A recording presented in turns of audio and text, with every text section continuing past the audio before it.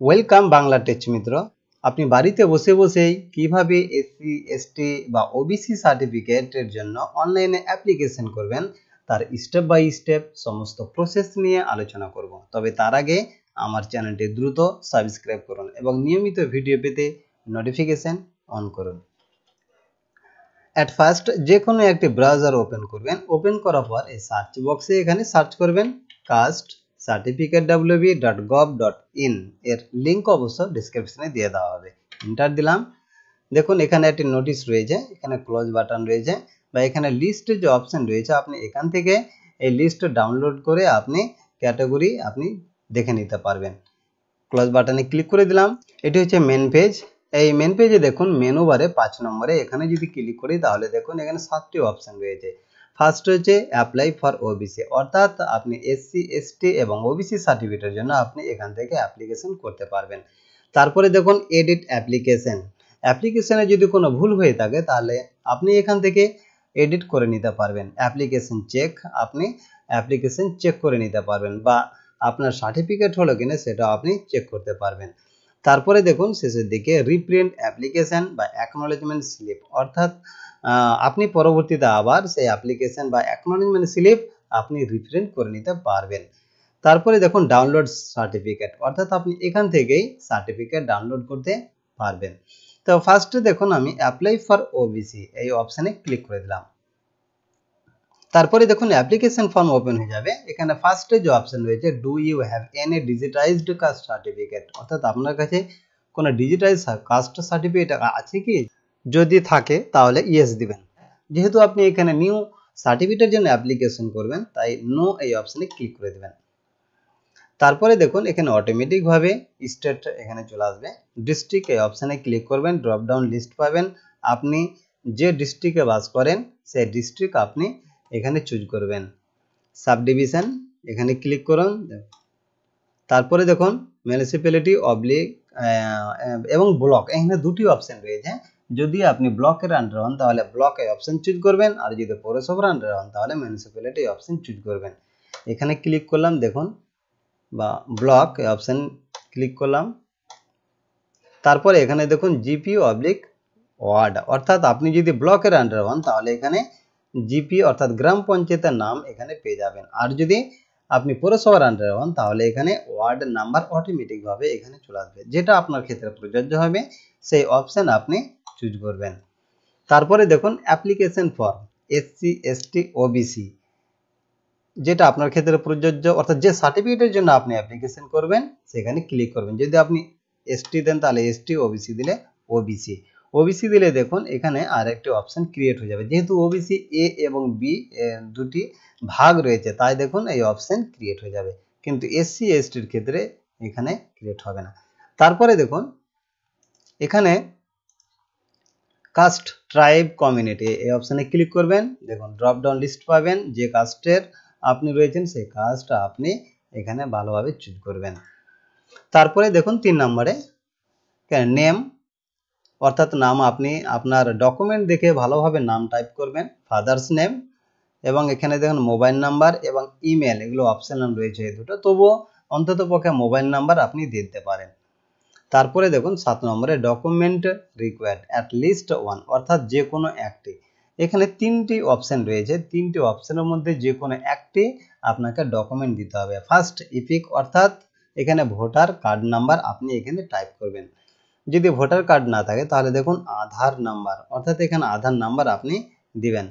তারপরে দেখুন এখানে সিলেক্ট ক্যাটাগরি, অর্থাৎ এখানে দেখুন খাদ্যসাথী যে কার্ড নাম্বার তার ক্যাটাগরি কি রয়েছে আপনি চুজ করবেন এবং সেই কার্ড নাম্বার কত রয়েছে আপনি এখানে নাম্বারটি ভালোভাবে টাইপ করবেন। তাহলে এখানে 3টি ডকুমেন্ট রয়েছে, 3টি ডকুমেন্টের মধ্যে যে কোনো একটি ডকুমেন্ট আপনাকে অবশ্যই দিতে হবে। তারপরে দেখুন ডেট অফ বার্থ, অর্থাৎ জন্ম তারিখ, এখানে ক্লিক করবেন। দেখুন একটি ক্যালেন্ডার ওপেন হয়ে যাবে, আপনি এখান থেকে ডেট অফ বার্থ আপনি চুজ করে নেবেন। তারপরে দেখুন প্লেস অফ বার্থ এই অপশানে ক্লিক করবেন। দেখুন এখানে সমস্ত রাজ্যের নাম রয়েছে, যে রাজ্যে আপনি জন্মগ্রহণ করেছেন সেই রাজ্যের নাম এখানে টাইপ করবেন। দেখুন প্রেজেন্ট অ্যাড্রেস এবং জন্মস্থান আলাদা হতেই পারে, তো এখানে জন্মস্থান আপনি এখানে ভালোভাবে সেই অপশনটি ভালোভাবে আপনি চুজ করবেন। এমনটা নয় যে আপনি যেখানে বসবাস করছেন, আপনার যেটা প্রেজেন্ট অ্যাড্রেস হচ্ছে সেই অ্যাড্রেসই আপনাকে দিতে হবে, সেই রাজ্যেই দিতে হবে এমনটা নয়। অর্থাৎ আপনি যে রাজ্যে জন্মগ্রহণ করবেন সেই রাজ্যের নাম আপনি এখানে চুজ করবেন। তারপরে দেখুন এখানে ডিস্ট্রিক্ট নেম এখানে চুজ করবেন। ডিস্ট্রিক্ট নেম চুজ করার পর দেখুন পুলিশ স্টেশন, তারপরে দেখুন ভিলেজ অবলিক টাউন, অর্থাৎ যেটা আপনার ক্ষেত্রে প্রযোজ্য হবে সেই ভিলেজ বা টাউনের নাম আপনি এখানে দিবেন। তারপরে দেখুন 9 নম্বর হচ্ছে অ্যাড্রেস। এখানে অ্যাড্রেসে দেখুন ফার্স্ট হচ্ছে present address for last 6 month, অর্থাৎ আপনি যেখানে রয়েছেন প্রেজেন্ট অ্যাড্রেস যেটা রয়েছে সেখানে যদি অন্তত পক্ষে আপনি 6 মাস থাকেন তাহলে আপনি সেখানকার অ্যাড্রেস দিতে পারেন। তো দেখুন ফার্স্ট এখানে কেয়ার অফ দিবেন, অর্থাৎ বাবা নাম দিবেন, এখানে ফাদার্স নেম দিবেন এবং তারপরে দেখুন স্টেট অটোমেটিক ভাবে চলে আসবে, ডিস্ট্রিক্ট অটোমেটিক ভাবে চলে এসছে। এখানে দিবেন পুলিশ স্টেশন, এখানে ক্লিক করবেন, দেখুন একটা ড্রপ ডাউন লিস্ট আপনি পেয়ে যাবেন।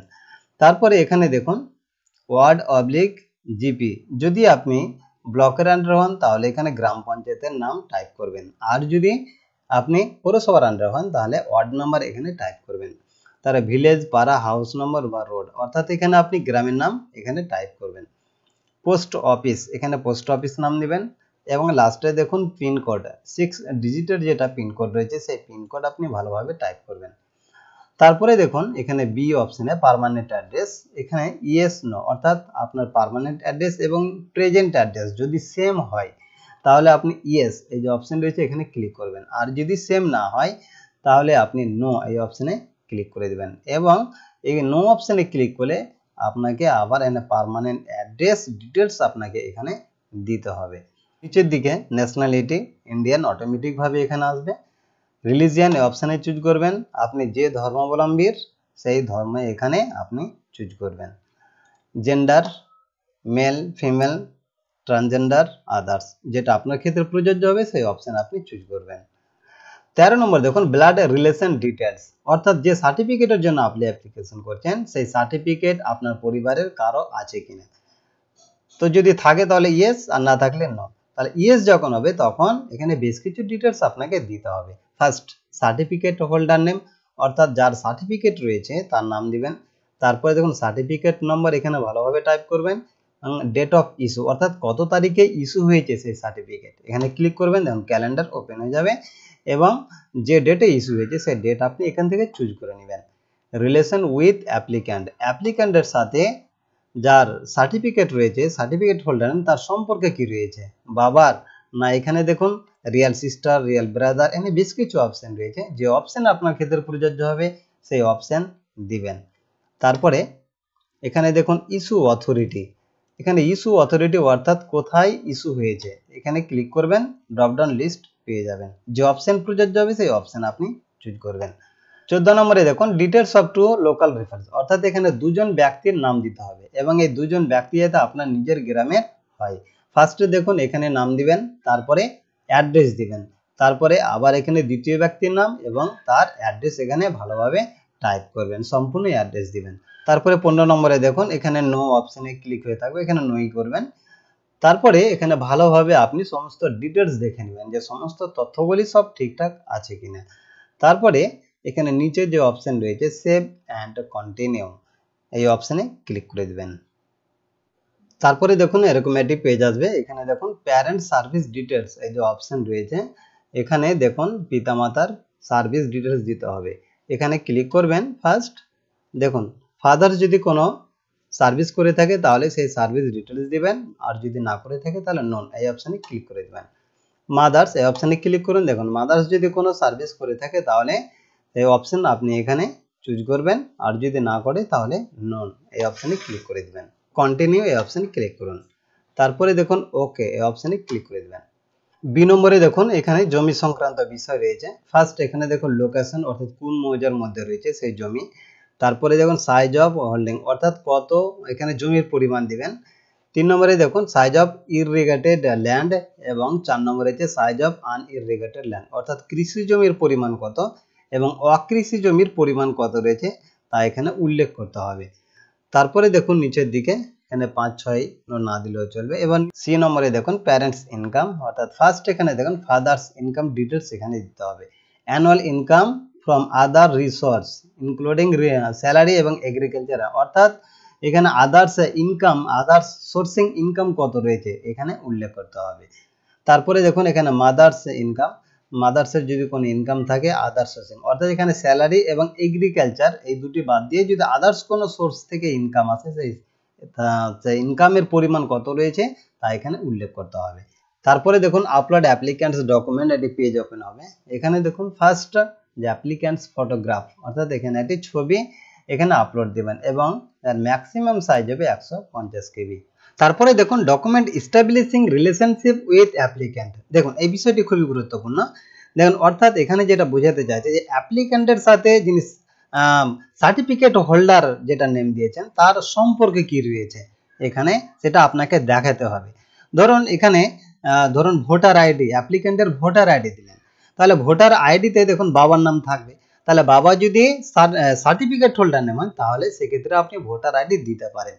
বা ধরুন এখানে আদার্স ডকুমেন্ট দিয়ে এখানে ধরুন আপনি ডেট অফ বার্থ সার্টিফিকেট আপনি দিতে পারেন, যেহেতু ডেট অফ বার্থ সার্টিফিকেটে সেখানে বাবার নাম থাকে আর কি, তাহলে বাবা যদি সেখানে সার্টিফিকেট হোল্ডার নেম হয় তাহলে সেক্ষেত্রে প্রযোজ্য হবে।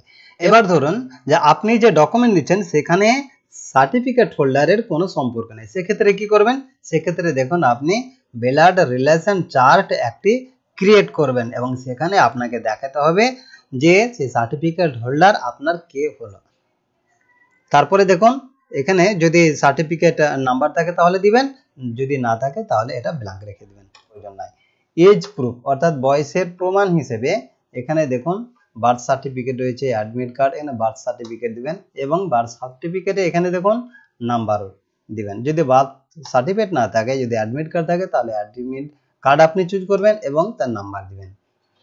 ফটো আইডেন্টিটি ডকুমেন্ট, অর্থাৎ ফটো আইডেন্টিটি ডকুমেন্ট হিসেবে দেখুন এখানে প্যান কার্ড রয়েছে, অ্যাডমিট কার্ড আছে, ভোটার কার্ড আছে, যে কোনো একটি অপশন আপনি চুজ করবেন এবং তার এখানে নাম্বার দিবেন।